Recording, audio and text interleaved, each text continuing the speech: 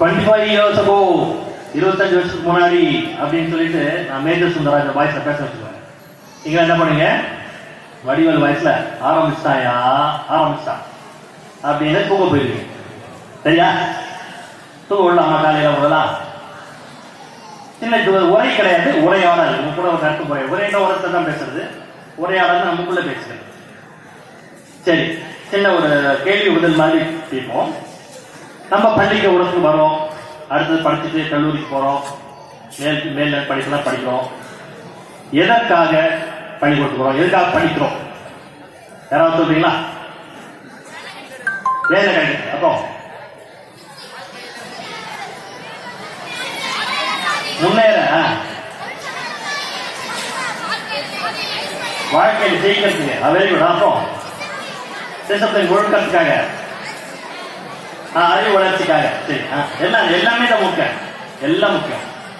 நம்ம திருவள்ளுவரே சொல்லியிருக்காரு, உங்க பாடல் நூல்ல, தமிழ்நாடு பாடல் நூல் என்ன படிக்கிறீங்க, அது கீழே என்ன எழுதிருக்கு தெரியுமா? தமிழ்நாடு பாடல் நிறுவனத்தோட லோகோ கீழே என்ன எழுதிருக்கும்?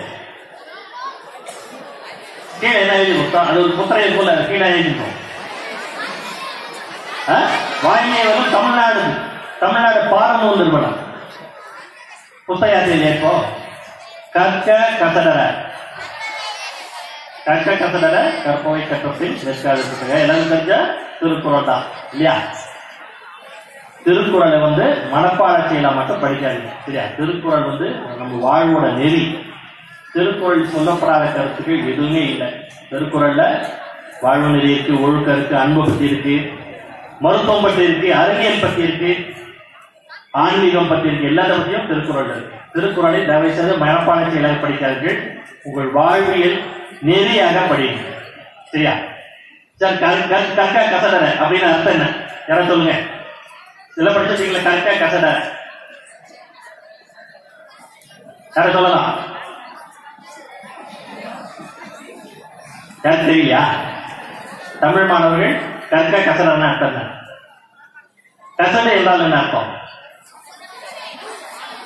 கசடு என்றால் குற்றம் என்ற அர்த்தம். கற்க கசடர, கசடர குற்றம் இல்லாமல் படிக்கணும். இன்னொரு அர்த்தம் இருக்கு, கற்க கசடு அற. கசடர குற்றம் நீங்க, எது சரி எது தவறு என்பதை தெரிந்து கொள்ள படியுங்கள். கற்க கசடர. இதுல பாத்தீங்கன்னா எல்லாமே வல்லினம் எழுத்துக்கள். கற்க கா ரா க க ச ட ரா எல்லாமே வல்லின எழுத்துக்கள். கல்வி வந்து எளிமையானது கிடையாது, வலிமையானது, கஷ்டமானது. அதான் எல்லாமே வல்லினத்தை போட்டுக்க திருவள்ளுவர். திருவள்ளுவர் வந்து எதுவுமே சாதாரண எழுத மாட்டார். அதுக்குள்ள நிறைய கருத்துக்கள் இருக்கும் அந்த 2 வரிகள்ல. நீங்க படிக்க போயும் ஒரு நாள்ல படிக்க வாழ்க்கை ஃபுல்லா படிச்சுட்டே இருக்கும்.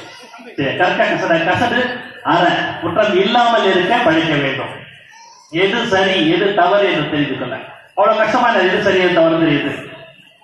சரி, போய் பேசக்கூடாது, தவறு, அதெல்லாம் தவறு. எது சரி தெரியும். அப்படி இல்லை, எல்லாமே சரி எல்லாமே தவறும் ஆயிடாது. ஆங்கிலத்தில் ஒரு பழமொழி இருக்கு, everything is not black and white. எல்லாமே பிளாக், கருப்பு, வெள்ளை கிடையாது. நடுவுல நிறைய கிரே ஷேட்ஸ் இருக்கும். ஸோ அந்த சமயத்துல நம்மளுக்கு எது சரி எது தெரியுது, கல்விதான். ஒரு உதாரணம் சொல்ற, ஒரு எடுத்துக்காட்டு சொன்னா உங்களுக்கு புரியும். இப்போ ஒரு சின்ன கதை சொல்றேன். ஒரு தோட்டத்துக்கு போறீங்க, அங்க ஒரு பட்டாம்பூச்சி கூட்டந்து வண்டு பூலந்து தேன் குடிச்சிட்டு இருக்கு. பக்கத்துல பார்க்கறீங்க ஒரு ஓனா இருக்கு, ரெடியா பட்டாம்பூச்சியை பார்த்துட்டு இருக்கு. பட்டாம்பூச்சியை கப்பி சாப்பிட ரெடியா இருக்கு. நீங்க என்ன பண்ணணும்? பட்டாம்பூச்சியை காப்பாற்றணும். துரத்தி விட்டு பட்டாம்பூச்சியை காப்பாத்திடலாம். சரி, வெரி குட். இதான் பதில் இல்லையா? சரி, நீங்க என்னப்பா தம்பி, இன்னைக்கு சாயந்தரம் மத்தியானம் போறீங்க, பசியோட வீட்டுக்கு போறீங்க. வீட்டுல பிரியாணி இருக்கு, சிக்கன் லெக் பீஸ் வச்சு அம்மா வச்சிருக்காங்க. சாப்பிட ஆரம்பிக்க போறீங்க. நான் என்ன பண்றேன், நேரா வரேன், அப்படியே தட்டை புடிங்கிட்டு போய் குப்பை தட்டில் போட்டு ஓடி போயிடுறேன். என்ன ஆகும்? உங்களுக்கு கோவம் வரும், ஏமாற்றம் வரும் இல்லையா? அதே மாதிரி அந்த ஓனம் இருக்கும். அதோட சாப்பாடை நீங்க பார்த்தீங்கன்னா கோவமா ஏமாற்றம் தான். சரி, அந்த சாப்பாடை பார்த்துட்டீங்க. டெய்லி அது மாதிரி போச்சுன்னா ஓனானும் பசியால செத்து போயிடும். திரும்ப சொல்லுங்க, பட்டாம்பூச்சி தடுக்க ரைட்டா தப்பா? ரைட்டா? நீங்க தான் குழப்பம். கடைசியா நினைவிருந்தால் இதுக்கு என்ன விடை என்பதை என்கிட்ட கேளுங்க. சரியா? நினைவிருந்தால் கேளுங்க, சொல்றேன். சரி, இது மாதிரி நிறைய சூழ்நிலைகள் வரும் வாழ்க்கையில். அதுதான் தெரியுதான் கல்வி. மனிதகுல முன்னேற்றத்துக்கு, மனிதகுல முன்னேறிக்கா? அறிவியல் முன்னேற்றம் இருக்கா? நம்மகிட்ட இருக்குல்ல. அதற்கு ஒரே ஒரு கேள்விதான் காரணம். 2 எழுத்து சொல். என்ன தெரியுமா? ஏன். ஏன் என்று கேட்டப்பதான் மனித குலம் முன்னேற ஆரம்பிச்சு. மனிதன் குகைக்குள்ள வாழ்ந்துதான், நிறைய மரம் இருந்துச்சு. முருங்கை மரத்தை காய்ச்சி முருங்கைக்காய் விழுந்துச்சு. பலாப்பழம் விழுத்து லேசா போய் அப்படி விழுந்துச்சு. ஆனா ஆப்பிளும் ஆரஞ்சும் விழுந்தா தூரமா ஓடிட்டே இருந்துச்சு. இதெல்லாம் நடந்துட்டே தான் இருந்துச்சு. ஆனா ஒருத்தன் பார்த்து கேட்டான், ஏன் ஆரஞ்சு ஆப்பிள் மட்டும் ஓடுது அப்படின்னு கேட்டான். ஏன்னா அது உருண்டையே படிக்கிறது இருக்கு. அதை பார்த்து சக்கரத்தை வடிவமைத்தான். மனித குல முன்னேற்றத்துக்கு அறிவியல் மனத்துக்கு 2 கண்டுபிடிக்கல காரணம். என்னன்னு தெரியுமா? ஒன்று நெருப்பு, இன்னொன்று சக்கரம். மின்சாரம், கம்ப்யூட்டர்லாம் அதுக்கப்புறம் ஆச்சு. இந்த 2 இல்லாட்டி மனிதன் இன்னும் புகையில் தான் வாழ்ந்துட்டு இருப்பான். இந்த சக்கரம் கண்டுபிடிச்சதுனால ஏன் ஒரு கேள்வி கேட்டான் ஒருத்தன். அதனால தான் அந்த சக்கரம் உருவாச்சு. இது மாதிரி 7 கேள்வி கேட்ட 2 கதை சொல்றேன். மருத்துவ சம்பந்தம் கேட்டுக்காரன். நீங்களாம் பாக்டீரியா தெரியுமா? உங்களா பாக்டீரியா நுண்ணுயிர்கள், நுண்ணுயிர்கள் மைக்ரோஸ்கோப்ல பார்க்க முடியும். அந்த பாக்டீரியா வளர்ப்பாங்க தெரியுமா? நம்ம எப்படி தோட்டத்துல செடியில வளர்க்கணும், அது மாதிரி பாக்டீரியா வளர்ப்பாங்க தெரியுமா உங்களுக்கு? மைக்ரோபயாலஜி லேப்ல வளர்ப்பாங்க. அது வந்து பெட்ரி டிஷ். ஒரு பாக்டீரியா நம்ம கண்ணில் பார்க்க முடியாது. கோடிக்கணக்கான பாக்டீரியா வளர்ப்பாங்க. அது பேர் பாக்டீரியா காலனி கல்ச்சர் அப்படின்னு பேர். அதை வளர்த்து அதை ஆராய்ச்சி பண்ணுவாங்க. நான் சொல்ற கதை வந்து 100 ஆண்டுகளுக்கு முன்னாடி கதை. சரியா? அது மாதிரி வளர்க்கும் போது 1 நாள் 2 நாள் வருஷக்கணக்கில் வளர்ப்பாங்க. ஆராய்ச்சி செய்வாங்க. வச்சு இதில் ஏதாவது நோய் வருதா, அது என்ன பண்ண முடியும், பாக்டீரியா தீ விளைவுகள் உண்டா, நன்விளைவுகள் உண்டானது பார்க்கறதுக்கு ஆராய்ச்சி செய்வாங்க. 1 வருஷம் 2 நாள் இல்ல 2 வருஷக்காக ஆராய்ச்சி பண்ணுவாங்க. பண்ணும்போது என்ன ஆகும்? சில சமயம் திடீர்னு பூஞ்சை பங்கஸ் வந்துடும். அந்த கல்ச்சர் பிளேட், அந்த கல்ச்சர் பிளேட் சொல்லுவாங்க. சின்ன ஒரு நம்ம டீ கோப்பை மாதிரி இருக்கும். அந்த கல்ச்சர் பிளேட் பூஞ்சை வாங்க. பூஞ்சை தெரியுதா? பங்கஸ். பிரெட் ஸ்வீட்ஸ் எல்லாம் சும்மா வச்சா பங்கஸ் படிச்சு அது மாதிரி பங்கஸ் வந்துடும். அது வீணா போயிடும். தூக்கி தான் போடுவாங்க. 2 ஆண்டு 3 ஆண்டு 10 ஆண்டு ஆராய்ச்சிக்கு அப்புறம் தூக்கி தான் போடுவாங்க. ரொம்ப மனம் வந்து போய் தூக்கி போட்டு தூக்கி ஆரம்பிச்சுப்பாங்க. இது மாதிரிதான் ஒரு மாணவர் அவர் என்ன பண்ணாரு, இது மாதிரி நடந்துட்டே இருந்துச்சு. லீவுக்கு போனாரு. வந்து பார்க்க 2 ஆண்டு ஆராய்ச்சி படிக்கிறாரு. வந்து பார்க்கறாரு, அவரோட கல்ச்சர் பிளேட்ல ஃபுல்லா பூஞ்சை பிடிச்சி எல்லாம் வேஸ்டா போயிடுச்சு. அப்படியே தூக்கி போட்டு அப்படியே படத்தை வந்துட்டார். அப்பதான் திடீர்னு இந்த கேள்வி கேட்டார். என்ன கேள்வி? ஏன் இந்த பூஞ்சை வந்து இந்த பாக்டீரியா அழிக்குது? ஒரே ஒரு கேள்வி கேட்டார். அப்புறம் என்ன பண்ணாரு? அந்த பூஞ்சை அந்த காலனை எடுத்து ஆராய்ச்சி பண்ண ஆரம்பிச்சார். அந்த பங்கஸ் பேர் வந்து பெனிசிலியம். அதுல இருந்து வர திரவம் தான் இந்த பாக்டீரியாக்களை அழிக்கிறது என்பதை கண்டுபிடித்தார். அதான் பென்சிலின் என்ற முதல் ஆன்டிபயோட்டிக். இந்த ஆன்டிபயோட்டிக்கான கோடிக்கணக்கான உயிர்கள் காப்பாற்றப்பட்டிருக்கின்றன. இப்ப எது கேட்டாலும் ஆன்டிபயோட்டிக் தான். டாக்டர் வந்தா சின்ன கட்டி தான் ஆன்டிபயோட்டிக் கொடுத்துருங்க டாக்டர், ஏதாவது ஆன்டிபயோட்டிக் கொடுத்துருக்கோம். ஆயிரக்கணக்கான ஆன்டிபயோட்டிக் இருக்கு. ஆனா முதல் ஆன்டிபயோட்டிக் இந்த பெனிசிலின் தான். இந்த பெனிசிலின் வந்து கண்டுபிடிச்ச கதை இதுதான். ஏன் என்ற கேள்வி ஒரு விஞ்ஞானி கேட்டார். அன்றுதான் நடக்கும் ஒரு நிகழ்வு தான். அது ஏன் கேட்டப்பதான் அது கண்டுபிடிச்சார். இன்னொரு கதை இதே மாதிரி தான் இருக்கு. அது இன்னும் 200 ஆண்டுகளுக்கு முன்னாடி பட்டது. நீங்களா பெரியம்மை தெரியுமா? உங்களா பெரியம்மை கேள்விப்பட்டிருக்கீங்களா? பெரியம்மை ஸ்மால் பாக்ஸ் சொல்லுவோம். இப்ப இருக்கிற சின்னம்மை சிக்கன் பாக்ஸ். நீங்க பெரியம்மையில பார்த்துக்கவே முடியாது. ஏன்னா 40 ஆண்டுகளுக்கு முன் உலகிலிருந்தே ஒழிக்கப்பட்ட நோய். அது வந்தா உடம்பு ஃபுல்லா கொப்பளம் பெருசு பெருசா இருக்கும். நிறைய பேர் அப்படி கொள்ளை நோய். 1 பேர் 2 பேர் இப்ப சிக்கன் குனியா தெரியுங்களா? 10 பேர் இறந்துட்டாங்களா படிக்கிறோம். அந்த பெரியம்மை வந்து ஆயிரக்கணக்கான பேர்கள் அப்படியே மடிந்து போயிடுவார்கள். அப்படியே தப்பி தப்பி பிழைப்பவர்கள் கண் குருடாயிடுவாங்க. கண்ணில் ஒரு ஸ்கார் வந்துடும். அல்லது அவலட்சணமான தழும்புகள் உடல் முழுக்க இருக்க, வெளியே வரமாட்டாங்க. அவ்வளவு கொடிய நோய் ஸ்மால் பாக்ஸ், பெரியம்மை.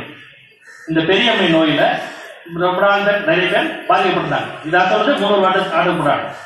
அப்போ ஒரு மருத்துவ மாணவர் இதை பார்த்துட்டு இருந்தாரு. ஆனா ஒரு சாராருக்கு மட்டும் இந்த பெரியம்மை வரவே இல்லை. யார் தெரியுமா? பால் கறக்கிறவங்க, பசும் பால் கறக்கிறாங்கல்ல, போனான்னு சொல்றோம். அவங்களுக்கு மட்டும் பெரியம்மை தாக்கவே தாக்காது. ஏன் யோசிச்சாரு. அப்புறம் பார்த்தா அவங்க கையில ஒரு சின்ன சின்ன தழும்பு இருக்கும். அதே மாதிரி பசுவோட பால் கறக்கிற காம்புலையும் பார்த்தீங்கன்னா அதே மாதிரி தழும்பு இருக்கும். அது ஏன்னா கவுபாக்ஸ் என்ற ஒரு பசு அம்மை என்ற ஒரு நோய் அந்த பசுக்களையும் அந்த பால் கறக்கணும் தாய். அதனால அவங்களுக்கு பெரியம்மை தாக்காது. இதுல இருந்து நோய் வந்தா சின்ன நோய், பெரியம்மை அவங்களுக்கு தாக்காது. இதை பார்த்து ஏன் கண்டுபிடிச்சதா தடுப்பூசியை கண்டுபிடிச்சார். பெரியம்மைக்கு தடுப்பூசி கண்டுபிடிச்சான்னு சொல்லிட்டு ஸ்மால் பாக்ஸ் வேக்சினேஷன் கண்டுபிடிச்சு உலகளவில் பரவி 1976 பெரியம்மை முற்றிலுமாக ஒழிக்கப்பட்டது. இதுக்கு எங்காலும் ஏன் என்ற வார்த்தை. இதனால்தான் நம்ம எல்லாத்தையும் ஏன் கேட்கணும். எதான் ஏன் கேட்கலாம். உங்களுக்கு மனசு தோணுச்சா ஏன் அப்படின்னா கேளுங்க, தைரியமா கேளுங்க. ஆசிரியர்கள் கேளுங்க, பெற்றோர்கள் கேளுங்க, உடனே கேளுங்க.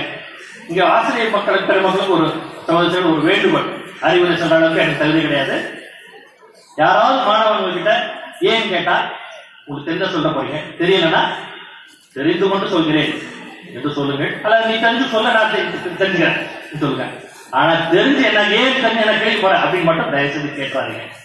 ஏன்னா எல்லாத்துக்கும் தெரிஞ்சவங்க யாருமே கிடையாது. ஒரு திருவள்ளுவர் இருக்காரு, அவரே ஒருத்தர் கேள்வி கேட்டாங்க. இல்லையா பிராடு பசங்க நல்லா இருக்காங்க, புறா முடிச்ச பிராடுகளும் நல்லா இருக்காங்க, ஆனா நல்ல ஒரு வறுமையில வாழ்றான்னு கேள்வி கேட்டாங்க.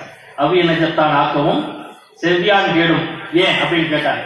அவர் சொல்லிருக்கலாம் அது அறத்தாறு அவன் செஞ்ச பாவம் புண்ணியம் அப்படின்னு சொல்லிருக்கலாம். அல்லது ஊழி பயன், ஊழ்னா விடை, கர்ம விடையோட பயன் போன ஜென்மத்தோட பாவம் சொல்லிருக்கலாம். அதெல்லாம் சொல்லல. அவர் நினைக்கப்படும் அப்படின்னு சொல்றாரு. அவ்விய நெஞ்சத்தான் ஆக்கவும் செவ்வியான் கேடும் நினைக்கப்படும். ஆராய்ச்சி தெரியல, ஆராய்ச்சின்னு சொல்லுவோம் அப்படின்னு சொல்லியிருக்காரு.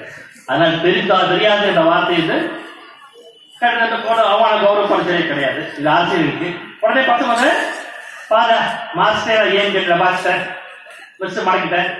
இது மாதிரி ஒரு பெருமை பிடிச்சதா இருக்கக்கூடாது. அலட்டிக்கொள்ள கேள்வி கேட்கக்கூடாது, அறிந்து கொள்ளதான் கேள்வி கேட்கக்கூடாது.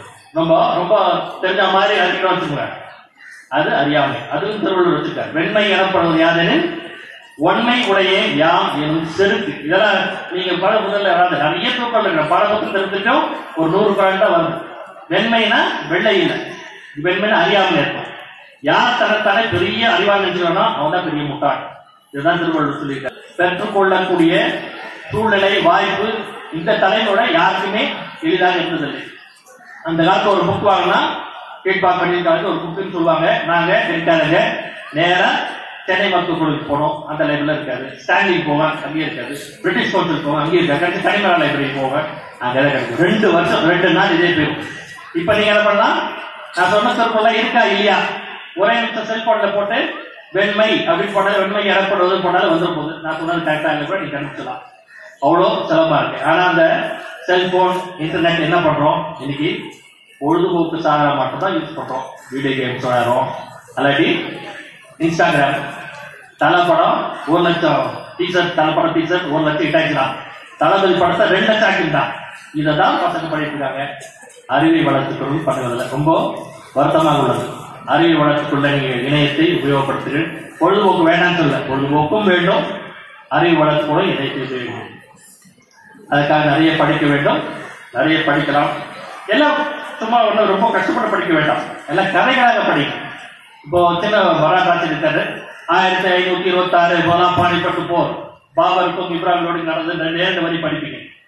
அதுக்குள்ள எவ்வளவு அழகான கதைகள்லாம் இருக்கு தெரியுமா? அதெல்லாம் படிச்சாதான் புரியும். பாபர் என்ன போர் நுணுக்கங்களா உபயோகப்படுத்தினாரு, ஏன் இப்ராஹிம் தோத்தாரு, ஏன் பாபர் வெற்றி பெற்றாரு, ஏதோ ஒரு கதையா படிக்கலாம். ஆக்சிஜன் உருவான கதை, ஆக்சிஜன் கண்டுபிடிக்கப்பட்ட கதை, நான் சொன்ன தடுப்பூசி கண்டுபிடிக்கிறது, இதெல்லாம் ஒரு கதையா இருக்கு. அதெல்லாம் இது இன்ட்ரெஸ்டிங்கா இருக்கும், போர் அடிக்காது. சரியா? அதெல்லாம் படிங்க, படிக்க படிக்க அறிவு வளரும். ஏன் என்ற கேள்வி நீங்க கேட்டா உடனே பதில் கிடைக்காது. சில சமயம் இன்னைக்கு ஏன் கேட்டீங்கன்னா 20 வருஷம் கழிச்சு பதில் கிடைக்கும். அது பதில் கேட்கும் போது நீங்க நிறைய விஷயங்களை கத்துக்குவீங்க, அறிவு வளரும். கடைசி ஒரே ஒரு எனக்கு போரைக்கு ஆரம்பிச்சு படிப்பை விளையாட்ட கூட எடுத்துக்கலாம், பெட்ரோல் சொல்றது விளையாட்டு எடுத்துக்கலாம், ஆசிரியர் சொல்ல விளையாட்டு எடுத்துக்கலாம். ஆனா உன்னையவனுக்கு மட்டும் விளையாட்டு எடுத்துக்காதீங்க. எதை தெரியுமா? விளையாட்டை விளையாட்டாக எடுத்துக்கொள்ளாதீர்கள். நீங்க நிறைய விளையாட்டு சாதனைப்படுத்த ரொம்ப மகிழ்ச்சியா இருந்துச்சு. இந்த பக்கம் போகும்போது பெருமளவாக திரும்பி விட்டு பார்ப்பேன். அவ்வளவு மரங்கள், எவ்வளவு பெரிய மைதானம். இது பால மைதானம் இந்த ஏரியால ஏதாவது ஒரு பள்ளியில பார்த்துருக்கீங்களா? நீங்க யாரா பார்த்துக்க? இந்த ஏரியால பெரம்பூர், கொளத்தூர், பெரவள்ளூர் எங்கேயுமே இல்லை.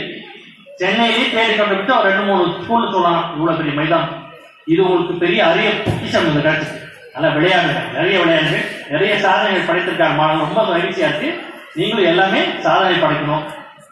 வருகாலத்துல தொன்போஸ்கோ பள்ளி மாணவன் அர்ஜுன் அவார்டு வின் பண்ணா, மேக்ஸஸ் அவார்டு வின் பண்ணா, பத்மபூஷன் வாங்கினா, நோபல் பரிசு வாங்கினா, ஆஸ்கர் அவார்டு வாங்கினான்னு சொல்லி கேட்கும் போது எவ்வளவு பெருமையா இருக்கும். வாங்குவீங்களா? சத்தமே கேட்கலையே. நன்றி.